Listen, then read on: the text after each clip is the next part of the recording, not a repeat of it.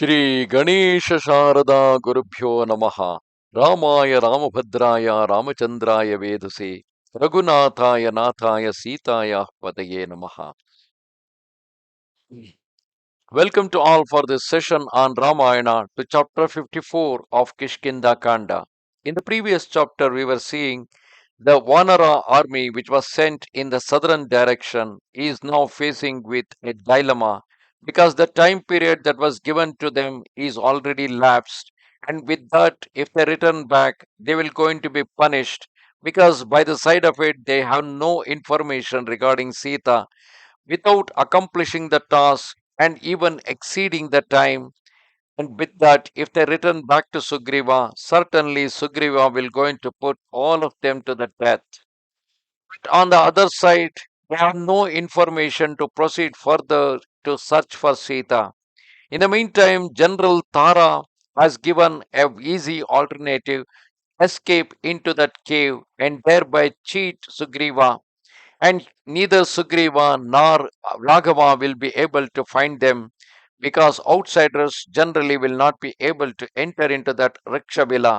So he told the easy alternative is to escape into that cavern and forget about the Sugriva, Rama, everybody, even forgetting about their responsibility. Often in our life too, we do the same thing.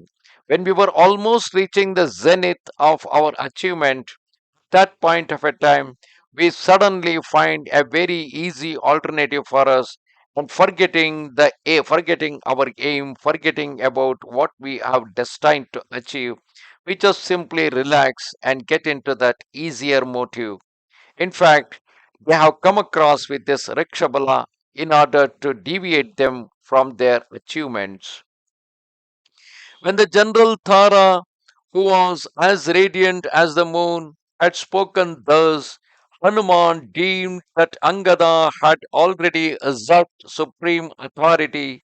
He knew the son of Wali to be endowed with eightfold intelligence and four powers and the 14 qualities. Here, Hanuman was continuously observing the progress of Angada from being the heir to the throne to a future king of all the Vanaras, how he is growing.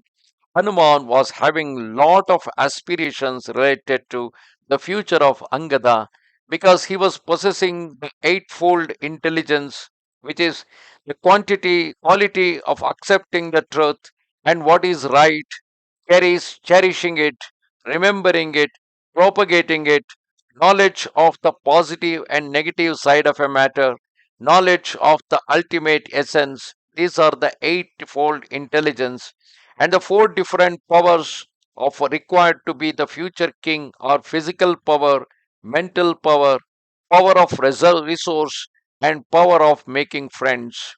And the 14 different qualities which are required to be a leadership quality, these are knowledge of time and place, endurance, empirical knowledge, skill, physical strength, power to conceal one's counsel, the honoring of one's obligation and promises, heroism, appreciation of the enemy's strength and one's own in relation to it, gratitude, beneficence to the one to one's dependents or suppliants, non-acceptance of insult, freedom from uncontrolled movements, and being pious. Angada was having all these qualities and he is developing himself to be the future king, possessing of valor, energy, and martial order, waxing in glory like the moon in the bright fortnight, the equal of Brihaspati in wisdom,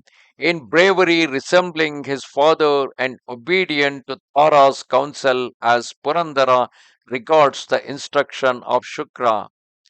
Thereupon, but at this particular point of a time, on listening to Tara, he is also trying to choose an easy alternative. Thereby, he is trying to go against the words of Sugriva, which are certainly not good to be the future king of the Vanaras. Thereupon, Hanuman, versed in all the branches of learning, resolved to win over Angada. It's called as Sama, Dana, Veda, Danda.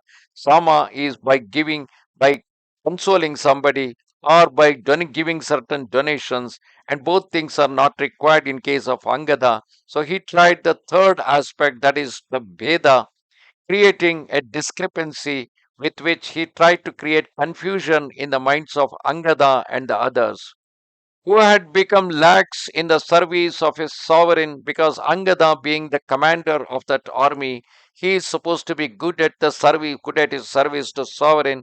He is laxing in that service, and bring to in order to bring him back to the right path, reflecting on the four means of bringing about peace, he chose the second, that of sowing dissension, that is creating discrepancy among the monkeys by subtle suggestion.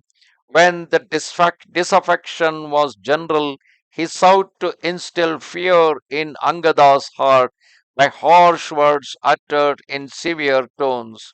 He said, O son of Wali, surely you are a warrior more skillful even than your father, and are able to govern the monkey kingdom as well as he. But oh, foremost of monkeys, the apes were always fickle by nature. Bereft of their wives and sons, they will never suffer your rule. This I declare to you in the presence of all. Neither by conciliation, gifts, nor penalties shall you succeed in drawing Jambavan, Neela, the mighty ape, Suhotra, or myself to your side, because we will not accept with you. One who is strong can overcome the weak and usurp his place. Therefore, he who is weak should, for his own safety, never incur the enmity of the strong. This cave, because they were trying to escape into that cave in order to escape from Sugriva, this cave that you deem to be a safe refuge and which is said to be impregnable can easily be penetrated by Lakshmana with his arrows. In fact, Hanuman had never seen the archery skills of Lakshmana. Even then, why he is mentioning that? Hanuman had witnessed the archery skill of Rama when he pierced an arrow through the seven tala trees. Here he is mentioning about Lakshmana because if Lakshmana's arrow itself can easily penetrate into that cave and can kill all the Vanaras, then what about Rama's arrow that can penetrate, it can destroy the entire cave? Formerly, this tiny rift was made by Indra hurling his thunderbolt against it. Indra had already spoiled part of the cave while killing Maya, but Lakshmana will pierce it like a leaf by means of his keen arrows.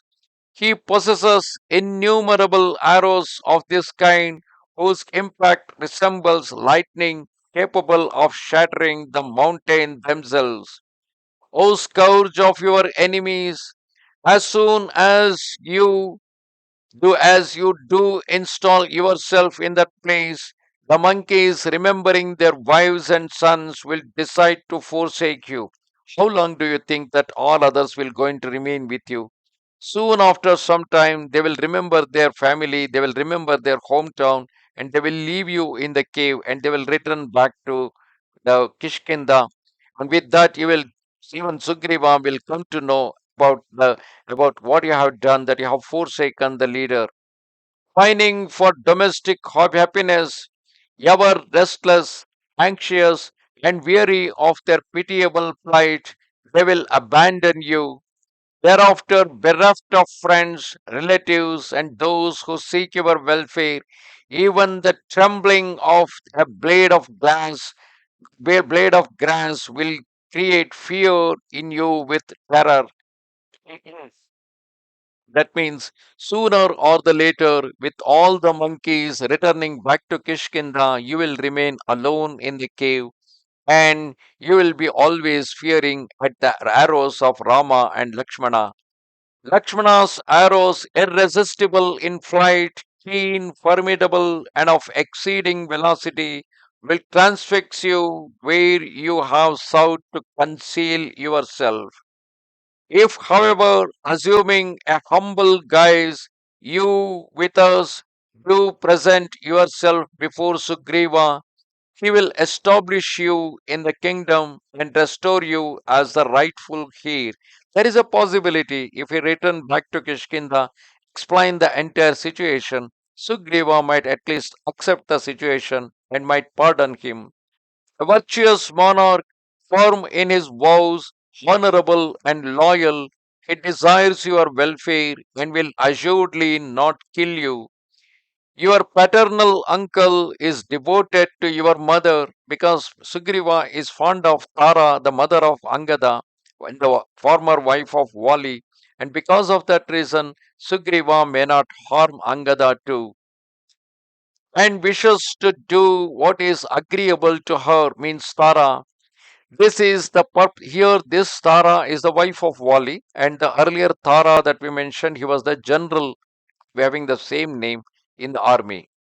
This is the purpose of his life, and she has no other son. Therefore, O Angada, return with us, because Sugriva do not have any children, and Angada is the only offspring for both the brothers. So certainly Sugriva will not going to cause any harm to you. That is how Hanuman is assuring his life is not in danger. But instead of that, if he try to deceive or if he try to cheat Sugriva, hide himself in the cave, and forever in the rest of his life he has to suffer from the fear. Thus ended chapter 54 of Kishkindha Kanda in Ramayana. Namaste Sharada Devi, Kashmira Puravasini, Twamaham Parthaye Nityam, Vidya Danancha Dehime. Bye.